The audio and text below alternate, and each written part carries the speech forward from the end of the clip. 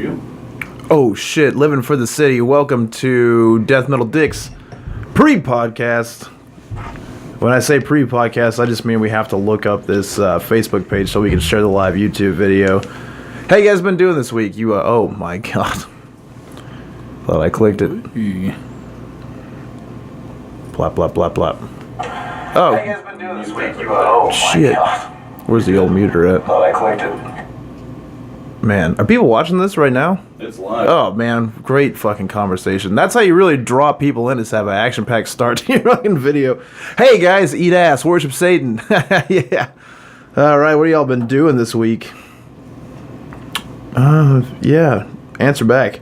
Hey, man, I noticed that the professional pirate media page is dead stuck at 135 likes. Why don't you take this moment for me to share this video right now and, fucking, is it up on the Facebook yet, dude? Or do I have to look it up on YouTube? I haven't shared anything on the Facebook. Alright, hold on a second. Here we are. Here we go. Hey, what, you guys been arguing with Nazis all day? Why don't you say something, buddy? I'm in the middle of looking for shit. I don't give a fuck. I don't want to talk. Well, yeah, that's what you're here for. That's what I'm doing. What? You want me to get some links going while you kind of... I can find it. It's fine. Yeah, maybe. Oh, wait. Channels. Bloop, bloop, bloop. Oh, there we go. We're live. Hold on, guys. The one person's watching. Probably everyone gave up. Peek behind the scenes. Right on Facebook there. And. That's how we do it, man. You just keep doing what you gotta do. I'll Do share it what on you Death gotta Metal Dicks do. and all that good stuff. All right, cool. I got it on mine. All right, here we go. Well, shit. We just blew the first. Is there a way to edit that down? It's live. Oh, all right. You're not I mean, recording like. here though. Oh yeah. This is your pre-show, right? Oh yeah. So we're not live. Yeah, we shared the link. What's up, guys? Welcome to Death Metal Dick's pre-podcast podcast party, where we sit here and try to get our technical shit working, and you watch. You like to watch, buddy? I love to watch. I like to watch me Watch you. We'll still pay for someone to get that tattoo, Oh, absolutely. as long as it's got me and Buddy's face on it. Yeah, you. You're gonna get laid if we're on your fucking body. Oh, you're gonna come so much. Somebody's gonna lay on your body if we're on your body. Dude, all week at work, I've just been thinking about jacking off dogs and singing songs about it. I can't stop, man. Oh, God. I can't stop. I feel like I'm going to use chaos magic by putting the fucking jacking off dogs vibe in the air so much. Shout out to Dog Skeet Pete. Look at Dog CP and the boys. Oh, man. Hell yeah, man. It's been a hell of a week. What a fucking goofy-ass climate the world is in right now. Yeah. I mean, we got fucking... You had the Robert E. Lee. They're going to take the statue down at Virginia University up there. Which, come on, man. What do you expect from Virginia? It's Virginia University. It's the most racist place, right? Yeah. I mean, we live in Arkansas. On our high horse, we can call Virginia... Yep. You've seen the wild, wonderful whites of West Virginia? And the coal miner's daughter. Yeah, man. They're just fucking pulling coal out of pussies up there and all that shit. I mean, dude, come on, man. And then, you know, you have the fucking those dorks that look like they're in Death Haven up there trying to shut the whole thing down. And then It was Death Haven. March Death Haven around. was involved. Dude, that is exactly what they look like. If you remember that picture, like I'm not gonna touch on those stupid torch jokes that everyone's been dropping on people, but let me say it like this, man. Those fucking those dudes that front row, that picture that's all huge, that looks like if you just posted that and you posted Death Haven on the top of that new record coming in March, it looks just like that band. They have the same faces, the same facial hair. That's not black metal. No. What is? Spreading your fucking butthole on a fucking cross. But yeah, man, fucking hey, I'm pretty excited to record this one. Are you? Yes. I don't know if you guys tuned in last week. We're still not on iTunes yet because we're not exactly a professional operation. But I finally just went ahead and paid for a SoundCloud Unlimited thing, and then you have to take your link and submit it to iTunes. I don't think it's submitting your content like they could say we don't approve of this graphic content. I think it's just that they decide where they're gonna put this new podcast and what the fucking tags and shit go under. So anyway, I put that in. I don't know how long that takes. I know the last podcast that I was doing, it took like a week and a half, and I heard back from Apple and it was all good. So hopefully it's around then or faster. And then I'm just going to put all the rest of the episodes we have up on SoundCloud. So if you've been using SoundCloud, you can check it out there. We actually had a decent amount of plays on SoundCloud. And then, yeah, it'll be on iTunes. Like, I was in Austin this weekend, and that's all I hear is, man, if you told me the name for iTunes, like, man, come on, dude. There's other things out there, but I get it. Yeah, it's the number one. That's what I listen to podcasts on. I don't listen to shit on SoundCloud, even though I have it now. Yeah. I told everyone it was cool to listen to podcasts on because I wanted them to listen to ours, but it's fine. But, I'm not using anything other than Apple iTunes podcast app. I know this is kind of off subject. We need to get a hold of Mattel Toys because we need to make some fucking dildo magnifying glasses. Yeah, it's a good item to have because you can just check out what's going on in the old pube area while you're cramming that gulch with a rubber one. All right, man. Well, I guess I'll hit record on the podcast. Hey, man, if you're hanging out on YouTube, thank you. I can't see how many viewers are there, so I'm going to assume not one's watching now. Great. We're really drawing them in, buddy. Yeah, we're drawing them. Yeah, you should watch this shit live. It's a lot of fun. Tell your fucking friends. Make a little post right now. Be like, hey, just watch this. What's everyone else doing? Sitting at home fucking talking about Nazis? Shit's boring. Spice it up. Talk about murder and death metal with us. And if you hang out with us, we'll shout you out. Just put a little posterino on my Facebook page. You can message me. You can comment on the link I just shared right now. You could share the fucking link. And when the podcast gets done, I'll shout you out on the live feed. You know what I'm saying? We take care of ours. So you're the ground floor of this goofy ass podcast. Ready to just unload all this BTK killer information out of my brain once and for all. Load. Because all I've been thinking is about maybe autoerotic asphyxiating myself. The name The Asphyxiator has been sticking with me a lot. Oh, God. Well, I'm The Asphyxiator. All right, man. Well, that's it. I'm going to turn the podcast on, and we're going to start recording. You ready to roll, buddy? Let's do this shit. Let's roll. Hello, it's Christopher Pierce. And Buddy Lloyd. Welcome to Death Metal Dukes. I'm fucking ripped. I really fucked that up. Yeah, that's all right, man. That pro shit. Welcome to part 2 of the Bind, Torture, Killer, Dennis Lynn Rader. We're going to be talking about how he got caught this week. We're going to go into his final murders and maybe touch upon some things that he had planned for the future. First of all, let me just say it's an absolute pleasure to be sitting across from you again this week, Buddy Lloyd. Thank you, sir. I really enjoy the way you smell and look. You can follow me on Twitter at Death Metal Chris. On Facebook, it would be terrific if you would give us a like at Death Metal Dicks. Also, please endorse our network, Professional Pirate Media. Just shoot them a like. Let's get those numbers up. You know what I'm saying? I got a lot of friends out there. Just touch the like button. It helps everybody out. You know what I mean? They have a couple of terrific podcasts on the same network. They've got Making a Mark, which is a wrestling podcast, which we used to love. And they've got the Flagship podcast, which is what our producer Mark sits down with a guest and talks about things. Both very interesting, both very fun. You can find them shits on the Professional Pirate Facebook page. All the links you need to fill your ears up with some good old Arkansas boys not being racist.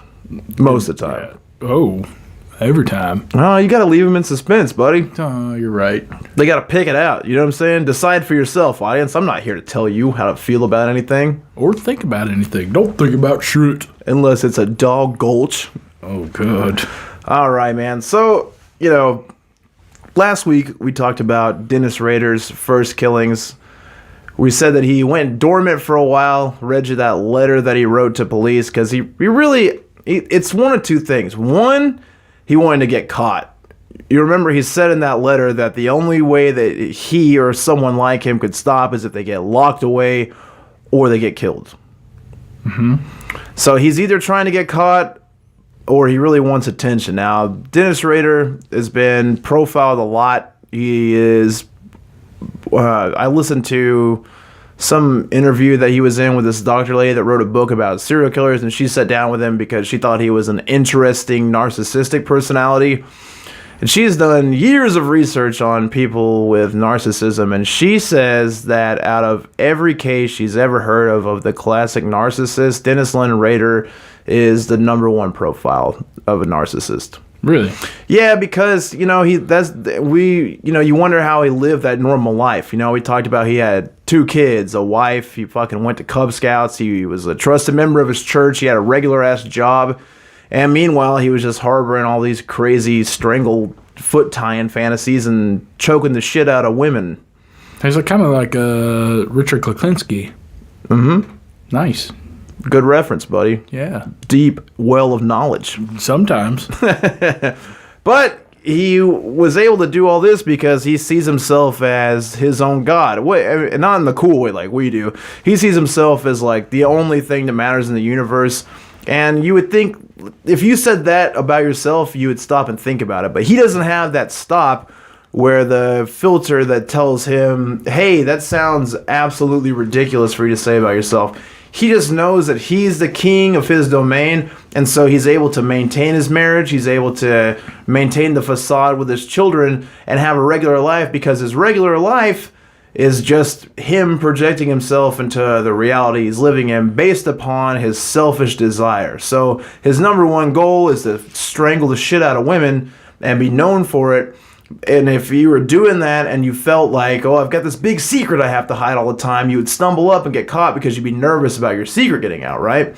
But because his brain is on this level of narcissism where he's the only thing he thinks about, he doesn't think about crime the same way me or you would. So he's not trying to so much hide it, he's hiding it because it would get in the way of him being the king of his domain. You understand what I'm saying? Yeah, it's weird because he wants credit for it, but he also doesn't like. People say he wanted to get caught, which I think is true, but also not true at the same time. Like he wanted to keep doing this shit for as long as possible. Yeah, and we'll touch on what he had planned for the future, but he definitely wanted to keep killing people, but he also wanted credit for it. That's part of his narcissism, is that he wants to be known as the most diabolical serial killer there's ever been. He doesn't want him to know it was Dennis Leonard Rader, but he wants to outdo like the Zodiac or somebody who killed people and got away with it, and then for years people just go on and on about like a Jack the Ripper character, how they could never find out exactly who it was, but they committed all these heinous crimes and they baffled police and was one step ahead of everybody. Or he probably would have like confessed on his deathbed. That's a good narcissist move. Like, hey, I'm fucking dying, so let me tell you this. Or like set up a way for them to find his stash of shit and been like, God damn it, he was right under our nose the whole time. God. All right, so we'll jump into part 2 and the finale of The Asphyxiator, Dennis Rader. My man Dennis is, I don't know, I had a whole front page. This is great podcasting. Swap around. So he's been dormant, right? He sent that letter to the police in 1977. That's where he dropped off. He kept it all reeled in, and what we think that is because he started that new job where he was fucking with ADT, like got a promotion, he was doing pretty good. I think his wife got a better job, and he, he used to drive her to and from work, but when she got a raise, they got a new car, and once they got the new car, she was driving herself. That gave him free time. Now, he says during this time, he did a lot of stalking and trying to find the perfect victim, but he was for sure dormant. I mean, he really kept it reeled in. This is a time when he became a council member on his church. He was elected vice president, and in his church, once you become elected vice president, the next financial year, you automatically become the president. So That was when he was ascending to the top of his church's interworkings. And he was doing Cub Scouts a lot with his kids. This is when he was like leading the troop and taking his kids out for camping trips and shit like that. So he was really stuck in his normal world. Now, again, he says, I mean, he was working jobs where he could be out on the prowl, like ADT, and this is before he switched over to the census job, you know what I mean, and the complacency officer job. But he was just out all the time, so he had access to do it, so he probably did do it. But you're going to see a major shift in his crime because his next victim, Maureen Hedge, is when he would rear his head again. Remember, he sent that letter to KAKE, the cake, because the police didn't publish that shitty poem. And if you go back and listen to episode 1, we stopped at murder number 7. Here's murder number 8.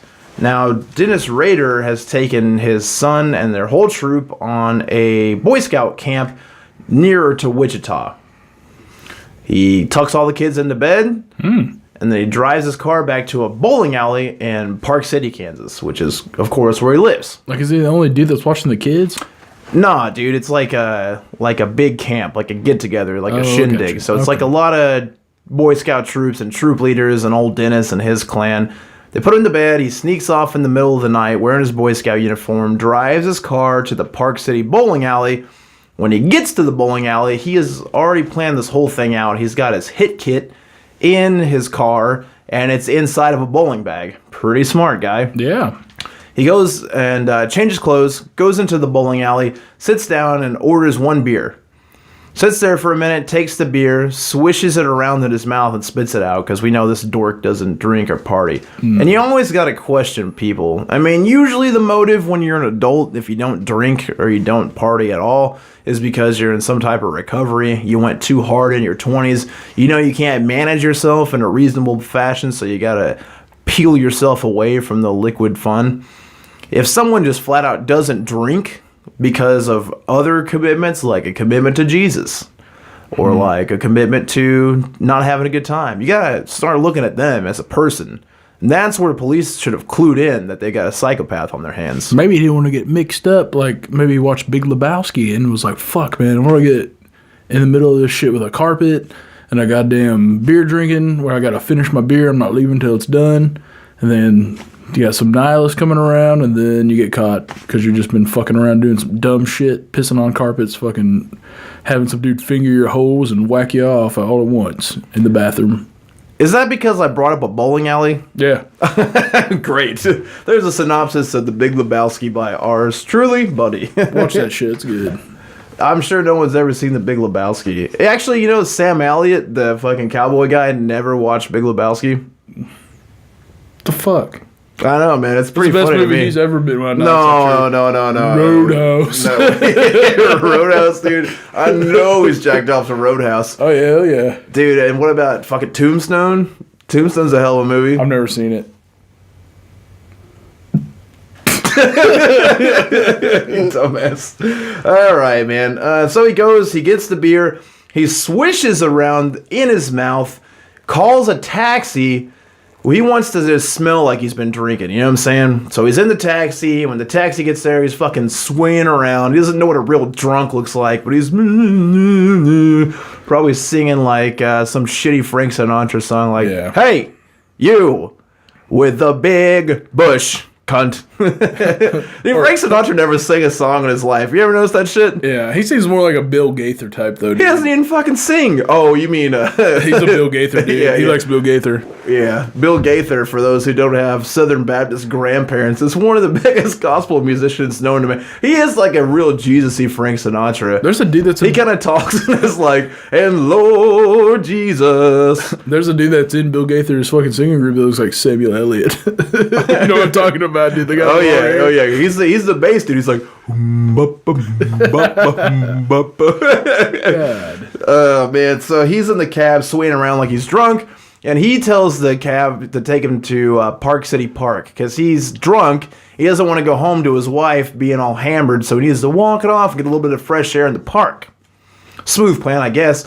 Especially since the park is adjacent to Marine Hedges' house. This is April 27th, 1985, which is 7 years after he had written the letter to KAKE, the cake. Big Lebowski wasn't out yet. Shut the fuck up. You love that shit. All right, so he's in the park. The park connects to where her house is. He's, Dennis Rader's move, as you know by now, is going into a house, hanging out until the time feels right to him, and then jumping out of the closet. When he gets there, he sees her car is there, and what he says in his confessional is, I see your car there, and I think, geez, she's here. Wow. And then he says he snuck in like a cat burglar, you know? Like, no, you didn't sneak in like a cat burglar. You're like 6'5" and 270 pounds, and your fucking dress shirt is tucked into your pants. He's fucking stuck in like the hamburglar. Yeah, exactly. You can't sneak anywhere if your shirt's tucked in.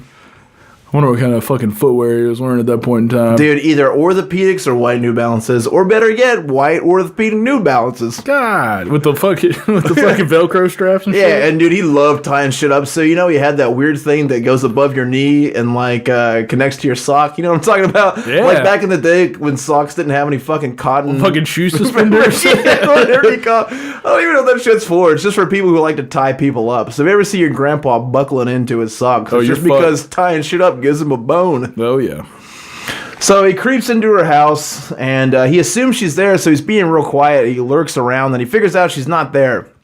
And then he goes into a back bedroom and decides, all right, well, I'll fucking wait her out. He waits around for about an hour. She comes in. He starts to jump out, and then notices that she has a male companion with her. Now, this lady was older. He had already decided, like, okay, I'm tired of fighting these motherfuckers. They've always got dudes with them. They always got kids with them. They're always quick to fight. They're crying. I'm sick of smoking cigarettes with them. I'm sick of giving them water and watching them throw up. I'm picking old ladies. Hell yeah. So her and the guy spend time together for about an hour, he says. Obviously, they didn't fuck. If you can't seal the deal with an old single woman, forget about it, pal. Maybe he couldn't get a boner. That does happen at Maybe old he age. chowed her fucking all of her holds and just... Well, dude, you don't think that Rader would have just been there like, oh, yeah. Oh, tie those feet up. Oh, she won't come unless you tie the feet up. Feet. No, he probably closed his eyes and didn't do that because he didn't want to get caught. But he could hear. He just closes his eyes. Don't wanna You can't see the whites. I gotta close them up. I don't want to see what's going on. I don't want to get caught. I know that old man's out there looking butthole and twat. And so Rader hides in the fucking back bedroom. He leaves in an hour, and he ends up staying there for 4 more hours until what he calls the wee hours of the morning creeps around. Wee. Woo, it's all wee in the morning. Oh, fuck. And I'm horning. So then he creeps out. He says he turns her bathroom light on because he doesn't want to wake her up. And as soon as she hits the light, she starts fucking screaming because here's big old oafy Dennis Rader creeping around in his goddamn dad sneakers. And so she starts screaming. He jumps on the bed, grabs her by the throat, pushes her into the bed, and he ends up manually strangling her with his bare goddamn hands. I thought you were going to say he was going to feed her some fucking cheese tots, but whatever. That would kick so much ass, dude. I'm going to feed you cheese tots, and then he just leaves. Yeah, it's What like, a cool guy. oh man, this is the best night of my life. Some old guy came over and ate my ass, and then this fucking dude popped out and fed me a handful of cheese tots. I'm really having my luck with the gentleman this evening. Wearing a Sonic apron and shit. Roller skates. Car side. You don't have to tip. Oh my god. You ever tip the Sonic people? I've been in the car when it happened. So he strangles her, and she dies, hand strangling, which is unusual because if you remember when he killed the Otero family, that's the method that he really wanted to use. And since he had to go whack-a-mole on all 4 of the family members, he kept strangling them, and then they wake back up. And he said that it was one of the hardest things ever. He'd been coming up with his little hit kits, and he had everything that he needed to tie him up and strangle him and shit. But he just went the old-fashioned way because she fucking freaked out, of course, when she saw a big old Dennis Rader lurching through the doorway. They probably wanted to feel her die. So check this shit out. Dennis Rader had been planning this murder for the whole 7 years. He had gone out into the woods and dug out a fucking 8-foot deep grave for her. All right? So what he does now is he takes the body, starts tying it up the way he likes, fucking with the feet, covers it with the blanket, digs through her stuff for a while, puts the body in the car, drives the body first out where the grave is. Now, have you seen these pictures where he's got that creepy lady mask on? No. Oh my god. He's fucking wearing, he puts on his fucking nice little pantyhose, fucking nice high heels, climbs into this fucking grave that he dug out and puts on this terrifying mask and just fucking crosses his legs and starts snapping little pictures of himself, fucking the original selfies with the Polaroid camera in this goddamn grave that he's dug for this lady. Just fucking, look at Dennis's legs. They look so nice in this sheer complexion. This reminds me of episode 1, Jerry Brudos. Yeah, we did do Jerry Brudos, but that's probably lost within the fucking ethers of Facebook Live or wherever. Nobody watched it at. There's a couple people. Yeah, no, I'm just fucking around. He takes all these pictures of himself, and then he decides he's not getting as hard as he wants to. He's got to ramp it up. He doesn't want to just put her in the grave. Now he's into taking pictures. So he jumps back in the car, and he drives her body over to the fucking Christ Lutheran Church. To pull her out of the car, drag her inside, and start posing her in the church in various bondage poses, which is probably the coolest thing Dennis Rader ever did. That's pretty fucking metal, dude. Yeah, that's a pretty metal thing that Dennis Rader to do, especially seeing all the piss pussy things he's done thus far. If you're going to take a desecrated body to a church and start tying it up, I'm not going to be so mad at you for this one. Plus, it's an old lady. Yeah, the old AARP card doesn't really fucking register at this point in time in life. So he's doing this shit, he takes a look at his watch, he's like, gee willikers, I gotta get back to my camp, and fucking... Gee willikers. Just fucking starts driving out to the camp, and he's got this freaking grave dug like 45 minutes away, and he's out of time, and he's panicking, so he just fucking drops the old body on the side of the road. It's a ditch. Radered. What if he did that every time he killed someone? Fucking, you've been raided, or it's Raider time. Damn. Yeah, that's what I would do. He's such a dork. He could have done so much cooler things. What a ballsy ass thing to do, too. You just leave your fucking kids at fucking Boy Scout camp and Hell then just, yeah. why does it take me about 5 hours or however fucking long? Yeah, see, that's one thing about Boy Scouts is I bet that he regrets it now because somebody was probably fucking them kids. That's probably the best night of their life, though, because they weren't. No, it wasn't. Because they weren't getting fucked. Oh, he wasn't fucking any kids. Dude, come on. He definitely wasn't. He never even fucked a fucking dead body or nothing. Man, he was probably putting a dollop of Daisy in some other fucker's baked potato. He sure wasn't. Somebody would have come forward. You don't think that that'd be the story of the fucking life? You would have had a Lifetime movie. You would have had a Reader's Digest novel. You would have been the fucking man. You know what I'm saying? He's still alive, man. That's the thing, though. What if he gets released? He gets released and comes back and finishes his job. No, he's in there for 10 lives. No, it doesn't. What do you mean all the time? Serial killers get out all the time, man. They do. And go back and finish what they started? That's why you can't write them letters from your home address. Tell me one name. Give me one name. Charles Manson's supposedly about to get out. He didn't even kill anybody. I know, but he's coming for hoes. Yeah, he's just gonna fuck. That's all he did. That's the only crime that Charles Manson committed was Charles fucking Manson's not gonna be fucking nobody. Let's be honest. He might. He's got that allure. You remember how? Well, we'll talk about it in the Charles Manson episode. But remember how that fucking young lady like wanted his fucking bones when he died, so she was trying to trick him into marrying her? Nope. Perfect. Well, we'll talk about that in Sweet. a Charles Manson episode sometime. So that was victim number 8. Victim number 9, he waits another year, and it's September 16th, 1986. He hasn't corresponded with the media or anything. He shut the fuck up, trying to get on with life and plan another murder. He did say at this time he was really ramping up his stalking, and he was just rummaging through people's houses that weren't even ADT customers. The lady that he just killed, he had known her because she lived like 2 blocks away from him, and he said that he would like often walk their dogs. Imagine that shit. Just Dennis Rader walking his fucking dogs around the neighborhood, all fucking. What kind of dogs do you think he had? Yorkies? I don't know, man. He's I a really want Yorkie. to find out. He's a Yeah, he's Yorkie. like a small dog guy, or I could see him having like a collie, like a Lassie situation. Yeah. Some real goofy dog that you have to brush. He's a dog brusher. Who likes to brush a dog Complicated. and then jack it off. Why are you so complicated? 'Cause I jack off my dog until he's elated. I wanna get you hard. I love to suck dog nards. So now he's found another victim called Vicky Wergel. This fucking is one of his boldest crimes because he does it in the middle of the day. He's at work. He's like, well, guys, take him a lunch break. Gets into his car, puts on his hit clothes, which is a telephone company uniform that he had fashioned himself, including a hard hat. So he pulls up to do work on the home phone with a jumpsuit and a fucking hard hat. So he just went to Walmart and bought some Dickies and fucking... Yes. Oh my God.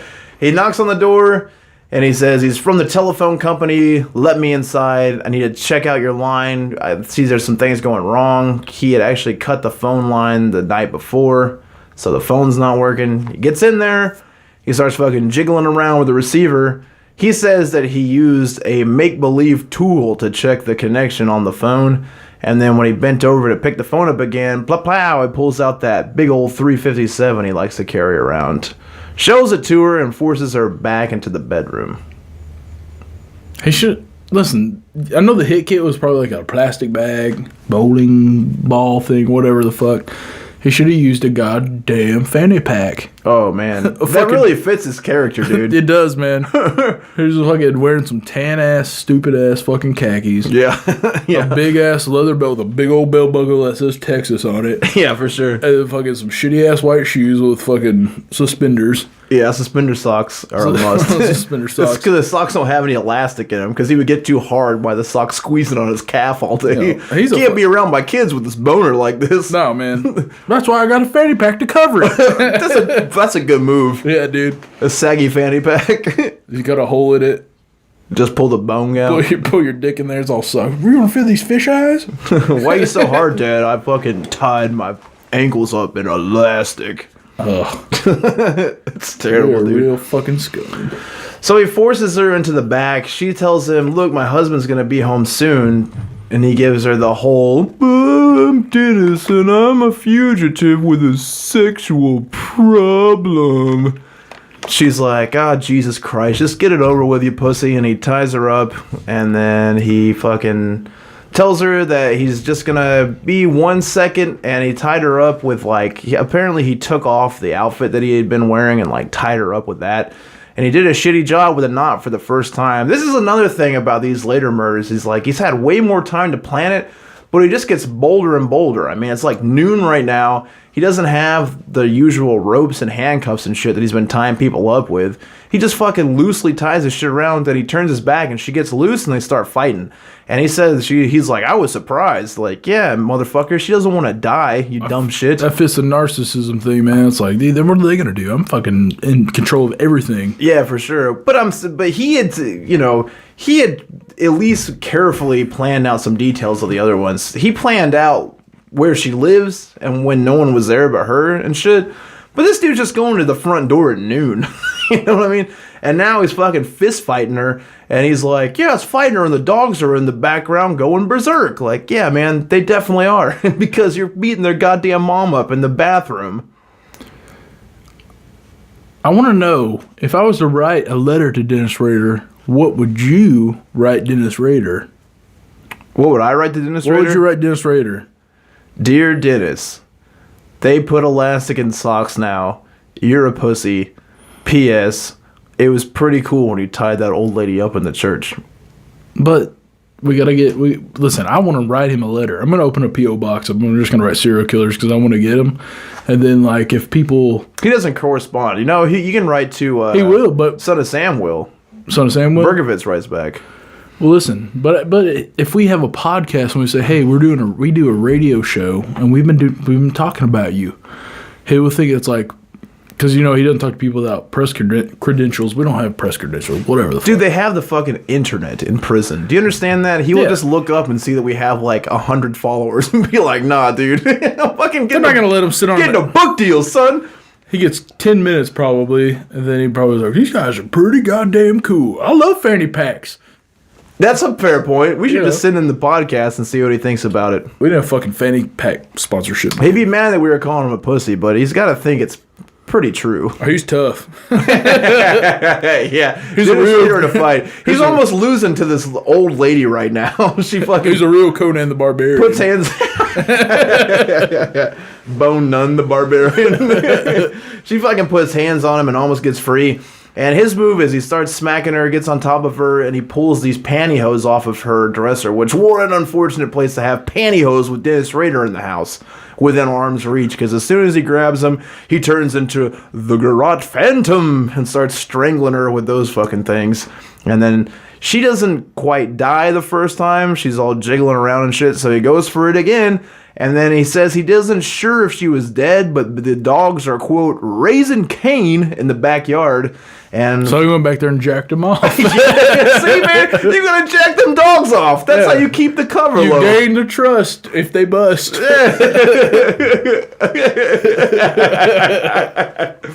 Oh man, you gotta show that pup you love him. Oh god. Rub his belly. Is the one reason he's presenting it. You make a dog bust a load on his own chest. Yeah, It's a good day for that dog. you know dogs have so much cum in there too. Yeah, dude, they love to lick anything smelly and weird. Old Roy, sex toy. This has really gone off the rails for a BTK podcast. We were pretty serious. Like, it's fine. Eating dog ass. All right. So he did inject the dogs off, and they're going crazy. He knows he's limited on time because it's noon. The dogs are barking. She said her husband was going to be home soon, so he freaks out, and he fucking pulls out his camera. Her body's still twitching around, and he starts taking Polaroids. Then he jerks off, and then he thinks that she's probably dead because she's doing like the death rattle wheeze thing, and he leaves. And then he found out later. So this whole time he's like, well, I wonder if I killed her, if I didn't, what happened? He finds out like 3 days later through the news, it reported like, oh, another killing. She died in the ambulance on the way to the hospital. So this fuck took pictures of her dying, jacked off on that. At least it's not the last thing she saw before she died. Yeah, the last thing was the paramedics, but it's pretty close. Just imagine being that paramedic too, like, all right, we gotta do chest to chest, but fuck, there's a lot of cum right here. Ugh. If you would have resuscitated, yeah, you would have resuscitated her. That probably is what finished it off. Like you have those valuable seconds, and there's just a giant glob of Rader goo. You don't want to put your hands in that. You got to like pull the shirt off and fucking clean the area a little bit. I don't know, man. Those people are special types of people that fluids don't bug them. They don't bug them. Imagine people... EMTs? No, man, dude, people barf in your fucking face, all kinds of shit. You trying to resuscitate them and all that, man. You takes a special type of gross to do that job. Goop. Poop. Bung lung and bugging. Shit, man. And then, that sends Rader into another fucking 5 years of nothing. Wow. I don't get him, man. He's a tough one to figure out. I mean, it's the narcissism thing, and he takes a long time to plan. But I hate how when he takes a long time to plan, and then he doesn't really do a thorough-ass crime. That's why he's got those pictures, though, dude, that ties him over. He's probably jerking those pictures, man. He just busts them out. He's got some kind of fucking deer stand in the woods where he's fucking... No, he's got a treehouse. He's got a treehouse? Treehouse. So his kid's fucking treehouse has got like a secret compartment in it where he keeps his stash. He's sitting Indian style, jerking it. Oh, definitely Indian style. Crisscross applesauce, looking at pictures and necklaces and shit. Because he's kept trinkets from everything. Like, every person that he kills, he's always rifling around and taking their shit. So, like, the Othera family, he took that watch and a necklace. And then he just picks up, he likes jewelry, like, real, like, personalized, sentimental-looking jewelry. That's his shit. Because that way... if he wants to like send a letter and turn something over, that anyone that knew them would know, like, oh shit, yeah, that's He's like a fucking X-rated Gunther. I don't know who Gunther is. You ain't never seen the movie Gunther? No. It's about an old boy that throws papers, but he knows where everything is in the neighborhood. He's got a treehouse. He defends his treehouse with fucking paintball balloons and all kinds of shit. Keeps people away from it because he's got a secret compartment in his treehouse. What year is this made? Dude, I think it's a Disney movie, maybe like one of those like on TV fucking things. Like Brink? Yeah, but this is better than Brink. No, it's not. It is, dude. Nothing's better than Brink. Yeah. Okay. Man, Brink's the shit. Skates. Rollerblades. Sexual tension. Brink. fruit boots. Yeah, he's sitting up there crisscross applesauce, jerking off to all his paraphernalia. You're right. I fucking blame that fucking movie on soaps. You think so? I think so, dude. Soaps happened after that movie. If you don't know what soaps are, it's the shoe that you could grind with. Hell yeah. That's like the laziest way to do extreme sports of all time. Like, Dude, I remember- I'm gonna walk up to this motherfucker and put my feet on it and slide down. Dude, I remember in 6th grade, my friend was able to finger many of girls because he had soaps and Heelys. He had Heelys Are you and serious? soaps. Dude, he fingered so many girls in the lunchroom. It was so stupid, man. He fingered a girl in the lunchroom? Yep. Whoa! He fucking finger blasted her right in front of me. That's the first time I ever came without touching myself. You watched him and you jerked? Hell yeah. Eat a fucking... You got deep layers to you, buddy. Dude, I had some nachos with jalapenos on. I remember the meal too, man. I had some crachos He that day. turned most of the crotchos. Think about how scared Dennis Rader would be to soap down a rail. He would just be like, oh gosh, oh geez, oh man, oh my. He'd put one foot on and then do like that dance around thing when you try to stay on the back of a skateboard, but it's all loose. You feel how like fast it'll go for the first time and you just fucking jump off it all wobbly. He would just fucking fire up some Journey and strap up his fucking socks. Standing on the razor's edge, you know my socks ain't got no elastic. Gonna live it. New Balance and soaps, dude. What the fuck's up, man? Well, send him some of those in prison. That's how I win his trust. Show them you're still extreme. Oh, God. Make that dog cream. A CCS magazine. Yeah, dude. Let's start sending Dennis Rader CCS magazines. Let's turn Dennis Rader on to World Industries. That's what he likes too, dude. Oh, yeah. yeah. Look at this flame. Now he likes a hookup deck, dude. Oh, yeah. Remember Look at this. I'm bondage anime, girl. God. Woo! Let's get to his last murder here. Dolores Davis. She was the oldest lady that he killed. I think she was in like her late 60s. He waited until January 18th, 1991, which if you've ever been to Kansas, you know the winds are blowing and it's cold as fuck. It's just an open plain with wind blowing everywhere. That's a squeaky fucking chair, Fuck, dude. man.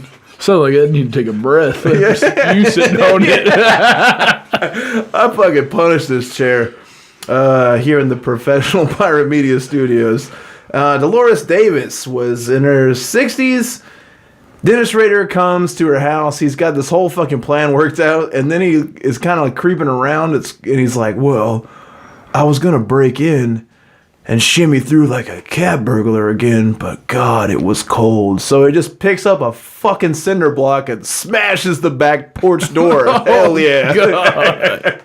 Pow! God. That fucking old ass lady didn't even notice that shit probably. It's probably blasting Jeopardy like, ah! I'm sitting there guessing, goddammit. Dude, what if he just walked in and she was fucking blasting herself and it's Raider time? Fucking flicking her goddamn bean. Woo, that Come was- on in, Todd. He'd probably leave, dude. Why? Oh, you like this? Fuck. No, he probably investigated enough to figure it out. If this old lady was a squirter, he's wearing a raincoat for one, wearing a fucking raincoat, got some rain boots, probably spray painted on white to resemble the New Balances. Fucking comes in, Yeah. and he's like, "Hey, go ahead and spray me down, I'm ready," and does it, and then strangles her, and then goes, "Whoo, that was a fast one." All right. I don't know. But yeah, she's fucking old, so she doesn't really put up much of a fight because he's tired of getting beat up by women. He handcuffs her, and she's freaking out, and he hits her with the old, well, I'm a felon. I'm traveling from California, and God, it's cold outside. Slits her throat with peanut brittle. Oh, you're fucking Juanita's Candy Kitchen ass fucking up my Dennis Rader. That shit is sharp. If you break it, it's sharp. Dude. You're right, man. You could definitely do some crimes. Yeah, you know, I'm going to get a special pocket knife for the seatbelt cutter. Fuck that, dude. Get some peanut brittle, break it. You can break out the window and cut the seatbelt. It's a lifesaver. Thanks, Juanita's. It's on the roof. I gotta scrape it real quick with my tongue. Let's cut it down. You're like a guy, your window's all iced over, you just use peanut brittle to scrape it up.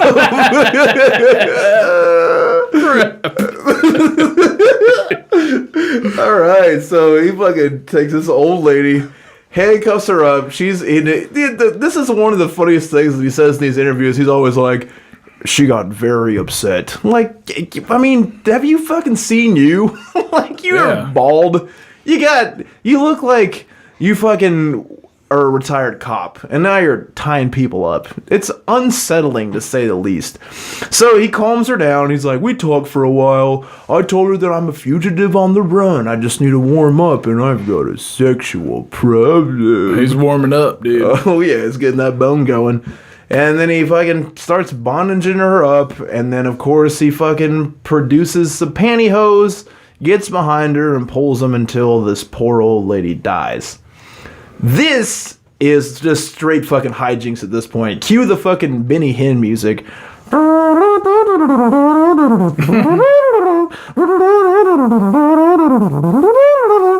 He takes her body, loads it up in the car, looks at his watch again because he's coming out of his sexual fantasy, and says, oh shit, I got something to fucking do. Let's make this snappy. He gets in his car, he's driving it, and he's like, all right, so what am I going to do? Am I going to pull up here with the body, or am I going to hide this body and then go to what I got to do? So I'm going to hide the fucking body.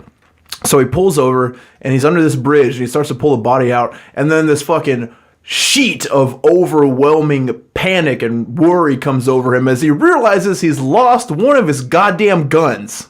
Oh. What a boner. You've only got so many things in your possession right now, none of which is probably more important than the one thing that is registered to your stupid fucking name besides your ID that might be in your pocket is your goddamn gun. And he's freaking out like, where did it go? What did I do? What did I do? Where did it go? I blew it. I fucked up. Oh shit. So he fucking has to drop this body, go to where he's supposed to meet his family at, because if he doesn't show up where he's supposed to meet his family, then they're going to get worried about him and something's going to start asking questions. So he goes and fucking meets his family at some weird thing and is busting the door. He's like, it's Rader time. And then CC's Pizza. yeah, it probably is CC's Pizza. I love their this new buffet up. They got a bacon cheese stuffed crust. Let's do this shit. Oh God, can you bring out that macaroni pizza? It really ties my stomach in knots. You could have you could have really beaten the fucking paranoia by having a fanny pack. You shoot, you put back in the fanny pack.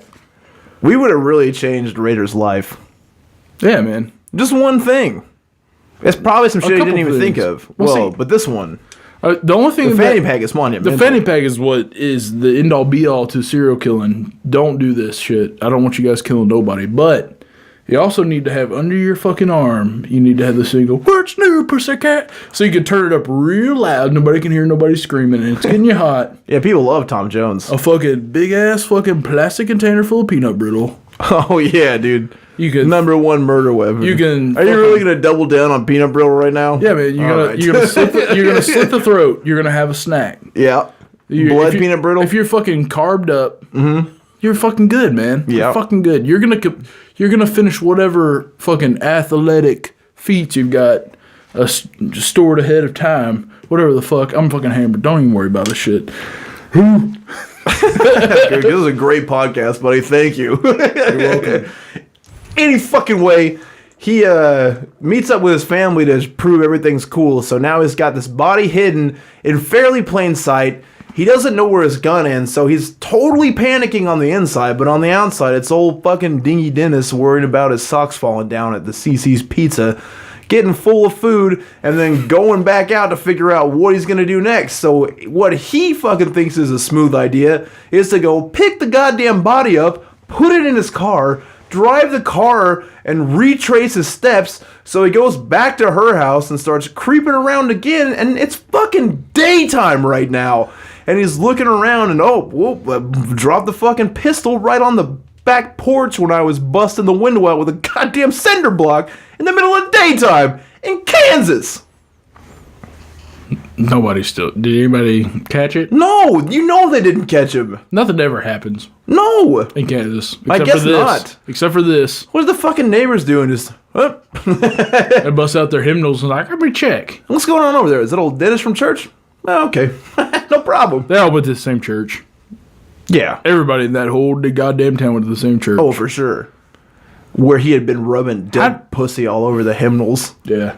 That's what I would have done. I mean, I would have never been around dead pussy, but if you did bring it into the church and you really wanted to get the entire congregation, if you just took like every hymnal and fucking... They would just be like, why the fuck do these smell like mothballs? Oh, God. It's all brittly in here now. There, it was old fucking cinnamon candy sitting on the old coffee table. That's... So yeah, with the fucking car full of body, he re-picks up his gun and is like, whoop, glad that's all fucking over with.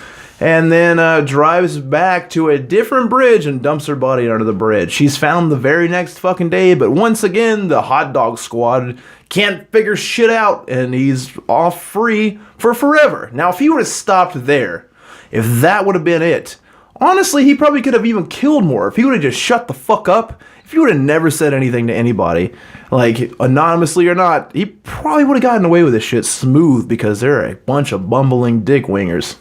Dick wingers. Could have checked the fucking fingerprints on the Worthing's originals in the fucking living room. Yeah, and listen to this shit. I'm talking about this lasts until 2004. He's sending in shit the entire time. He's trying to be the Zodiac. He sends them like shitty codes. What's hilarious is that he sends them in all these coded letters, and like they can't figure out the first one, so every other one he sends in, they're just like, fuck it. And they don't even try. They just let him pile up. They're like, yeah, whatever. They don't even fucking mess with him. So he's got this like entire database, like a file full of fucking BTK shit that he sent in, and the entire fucking police department, newspaper, TV station are just like, let's let him write it out. Who cares? Let's not give him any attention. That's what he likes. Let's just let these fucking things sit there. Which probably makes him fucking pissed. Oh, yeah, for sure. He's fucking raging. He keeps sending shit in. He's like, for fuck's sake, when's this shit gonna breach? Because I'm out here on the loose. No one's ever figured it out. You gotta get this fucking story out. And that all changes in 2004 when the old Wichita Eagle runs a story about the 30th anniversary of the Otero deaths. 30 years. 30 fucking years since he killed that first family. That's like older than the anniversary of Kill 'Em All. At that point, he's the fucking Cal Ripken of not getting caught at murders. Wow. He had a streak. But he gets all fucking revved up because in the 30th anniversary article, they're talking to this author who's writing a book about Dennis Rader, and he loses his fucking mind because if he's gonna be in like some of the shit he says, he's like, this is probably what's going through his brain, and you know he's reading this shit and just fucking tingling behind the ears like, I know what I was doing then. I was adjusting my socks. I was tying my New Balance. I was eating peanut brittle. Everything's fucking churning through his stupid brain, and he gets so fucking revved up, he starts trying to correspond with the people that helped him out the first time, K-A-K-E, the cake. Cake makes me so horny. Yeah, dude, so I haven't eaten carbs in so long, dude. Listen, this boy is fucking writing up the cake. He's putting frosting on his victims. Yeah. We have a real problem going on in Kansas. Yeah, if you guys are going to be a serial killer, please be the cake serial killer. Just turn your victims into beautiful cakes. You're getting away with murder if you're cutting people with peanut brittle, dude, because you're eating it. Yeah, They're not going to find a murder weapon. Fuck it, dude. Yeah, you're eating the peanut brittle. Yeah, if you eat bloody peanut brittle, that's tough. I bet Richard Chase would like that a lot. Oh, I can't wait till we get to that motherfucker, man. That's a fun one, I guess. I mean, depends on your mind frame. You're a piece of shit. I'm a piece of shit. We like that guy. Yeah, that's true, for sure. You're tuned in to hear us be pieces of shit. The one person that's watching our YouTube stream. But the millions and millions listening to this podcast. I just imagine that people are going to discover this podcast in like a year and go back to the start. Yeah. And then they're going to get real horny for some peanut brittle driving their car like right now. We're like the pentagram of fucking podcasting. I don't want to go that far because then it's going to take some fucking weird girl who's been reading Pitchfork for 18 years to get all wetted up and get into a stupid relationship with us. I'm going to date this old meth head because it looks cool. Oh, yeah. When I'm 60, fucking we're referencing the documentary Last Days Here. If you've never seen that, I highly recommend you give it a watch. It's fucking phenomenal. It's incredible. Nothing I like more than watching an old man's life fall to an irreparable state that's already been in an irreparable state. Somehow he gets a new level of terrible thing in his life just because some fucking hipster girl sees this guy and is like, oh man, dude, pentagram is so cool. And she's good looking, man. He goes from fucking picking imaginary fucking bugs out of his skin to boning. And picking imaginary bugs out of his skin. Yeah, he's like fucking, missionary position? I'm going to pick these bugs out of my ass. Thanks, Pitchfork. Oh man, we just got off track big time again. Fuck it. Yeah, anyway, so what happens is that he reads the story, he gets fucking enraged, and he starts leaving all these clues and shit.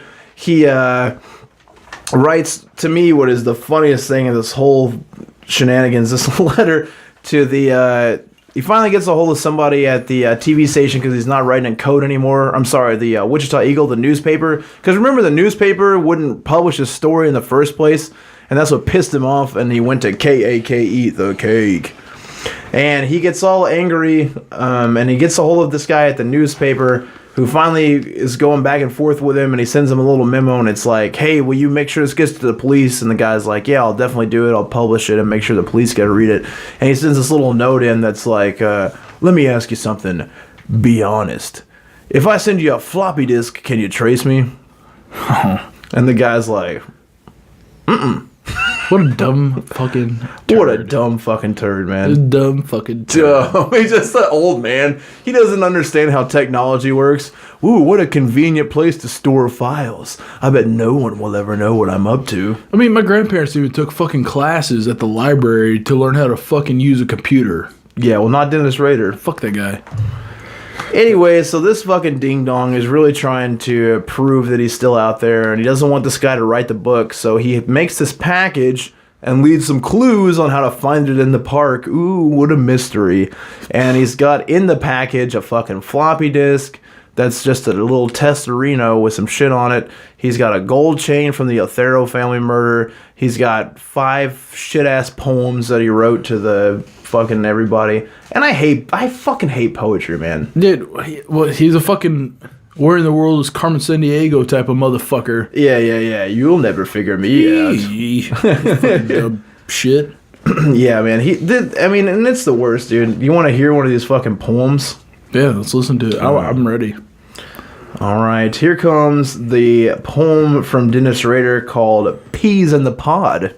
This was on one of the index cards found in the package. The green color pods at first were long and hollow. They had grown from Mother Earth, anti-society, into a wild vine. The vine with pods, long and curling upward, had many follows. How each pod has a unique pea, that together walks a fine line. Makes you think. He's probably doing acid. No, fuck no. That would be so cool. He never did anything cool. That's the problem with him. You want to hear another one? Yeah, let's do it. This one is called "'Tis Spring Out There." Oh, to walk among the new season. To heard a robin voice. To see a dandelion bright. To watch a butterfly flight. To smell a simple flower bud. Oh, spring, these are the many reasons.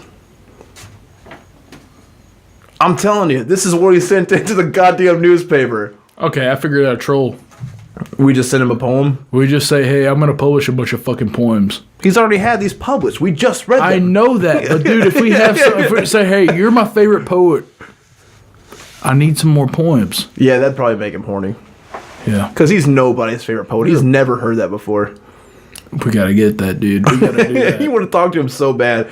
And then also, you know, he's got some Polaroid pictures that he's snapped. He's got the one of himself in the lady mask, which is super funny because it's like, all right, well, this guy's like 6'4". Like, that's one step of the puzzle. Step 2, they take the floppy disk, put it in a computer like anyone else would, and they look at the fucking like home base of the disk, and there's all these folders, and one of the folders is Christ Lutheran Church. And they click on Christ Lutheran Church, and it says last modified by Dennis. Wow. Great fucking work, you ding ding. You fucking wrote a letter to a newspaper and said, hey, can I send you a floppy disk without being caught? Be honest. And they fucking lied to you, a man who's killed 10 people. Hey, That's like the time I stuck in a rodeo burger to a movie theater. Smells like a rodeo burger, is a rodeo burger. Got busted, had to throw it away. If it walks like a rodeo burger, it smells like a rodeo burger. It's a rodeo burger. My grandma said, hey, just go ahead and sneak this in your back pocket. Oh, thanks, Nana. Yeah. You got busted for Had that some one. Jinko, so you couldn't really see the burger, so whatever. Oh, man. So, in addition to those shitty poems, now, if you're the police and you read those poems, you've got to be super pissed and finally motivated to catch this goddamn killer. That's what would have pushed me over the edge if I had been part of a 30-year investigation and never caught this guy, and now he's writing me some shit-ass poem about anti-society beans. I hate him. I hate him too. And in memory of this piece of shit, when he fucking dies, I'm gonna chug the rest of this whiskey bottle. Yeah, Buddy's basically drank a fifth of ancient age. No, 750 of ancient age. Gross. And Dennis Rader, they find his name Dennis. They call the church. They basically know it's him.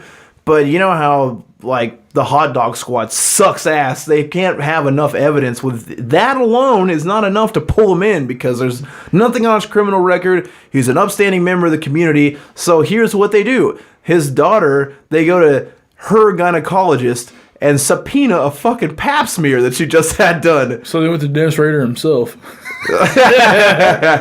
Hey, Pappy Pap smear, let me have that pap you just papped. Well, they're trying to fucking make hot dogs in Kansas popular like their fucking Yeah, I don't shitty know barbecue. what the deal with that is. It's absurd. So anyway, they subpoenaed the pap smear, and they've probably got 165 ounces of Dennis Rader's goop that they've cleaned up over the years to compare it to. And his fucking daughter's twat? No, dude. They went to the fucking crime scenes and scraped up the goo. There's a lot of scrapes.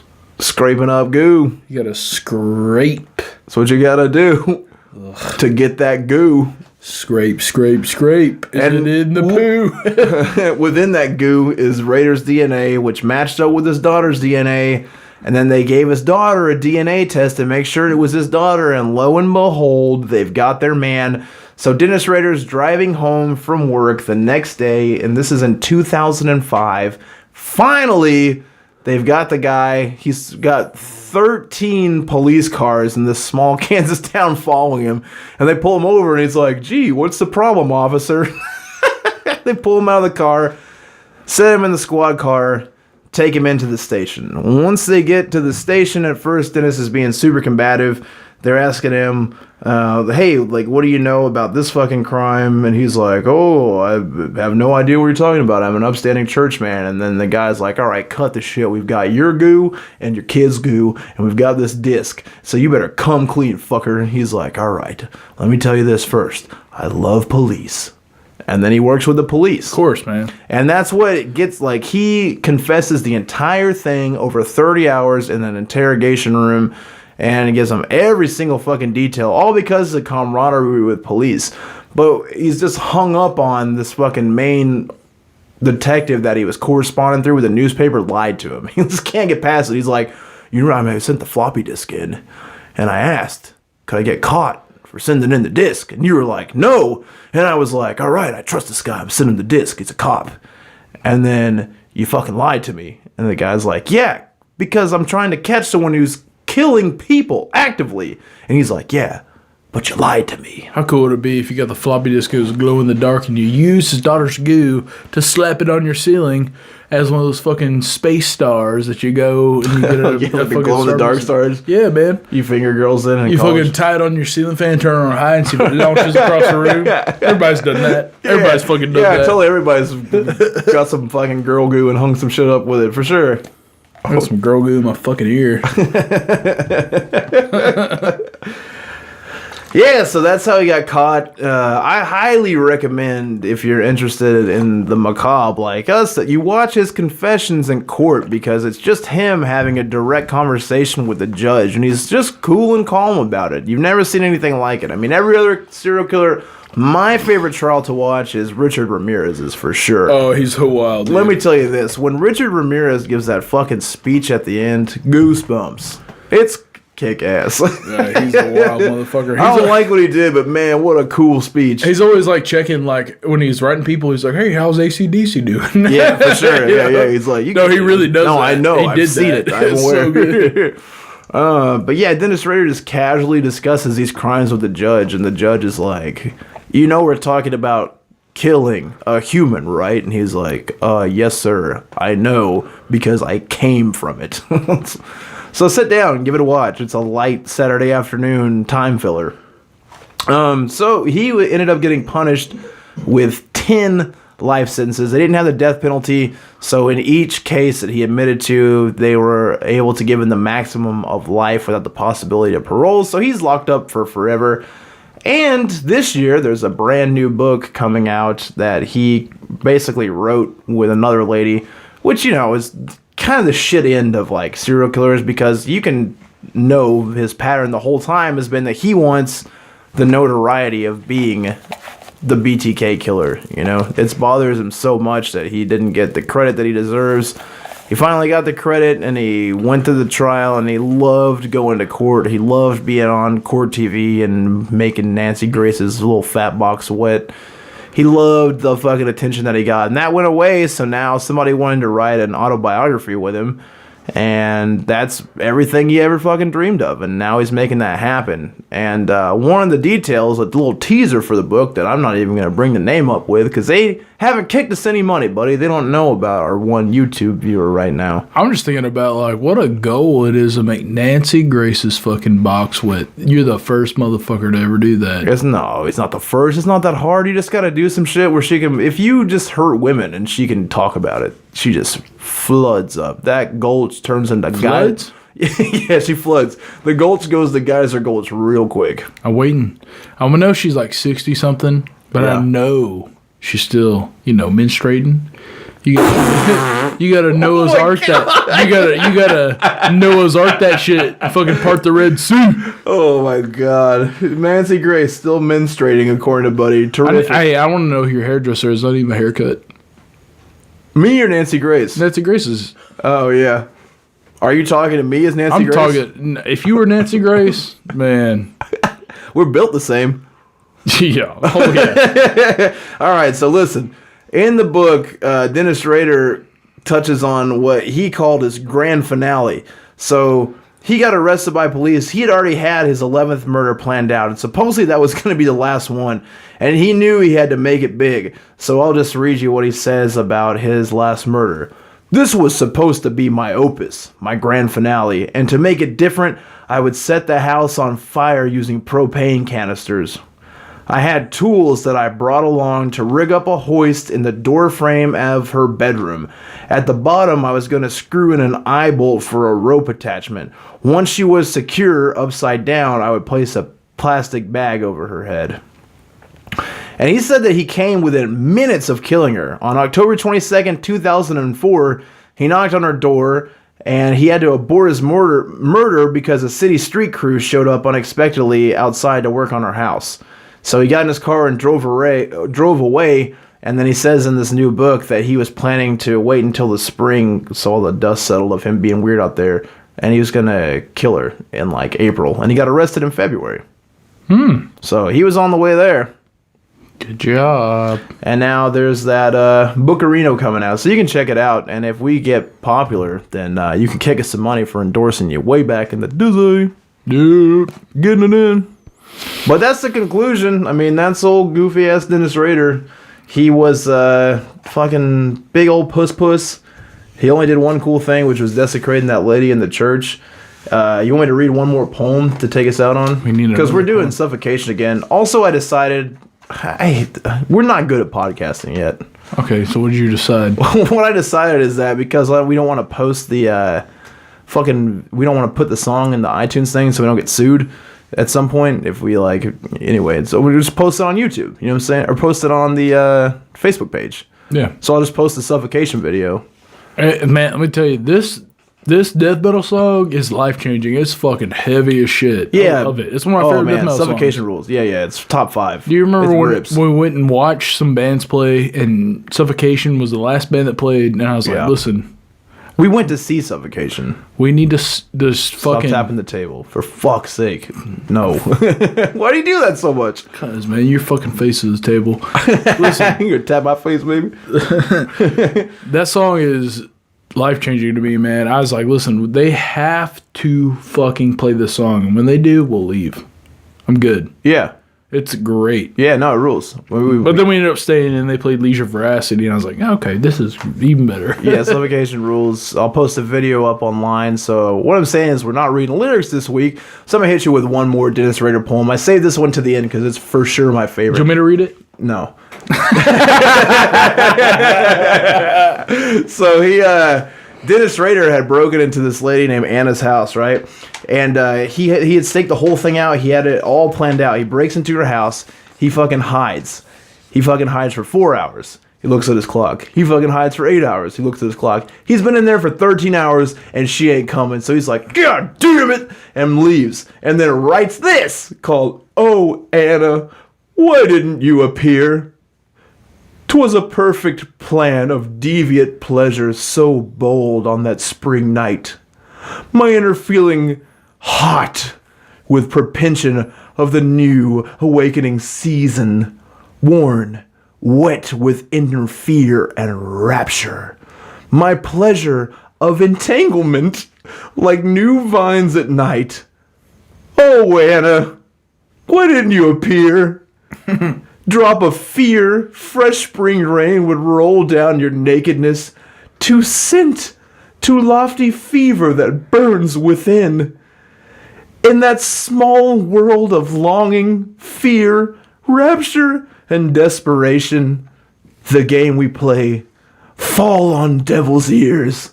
Fantasy spring forth, mounts to storm fury, then winter clam at the end. Oh, Anna. You say clam? Yeah.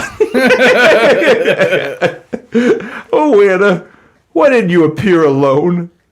Now in another time span, I lay with sweet enrapture garments across.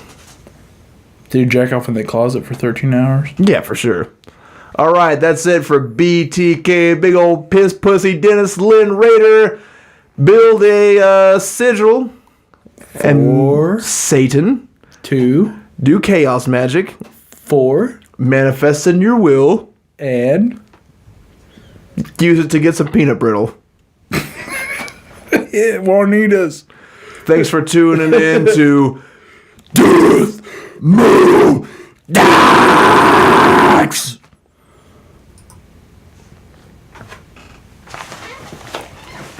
Death Moo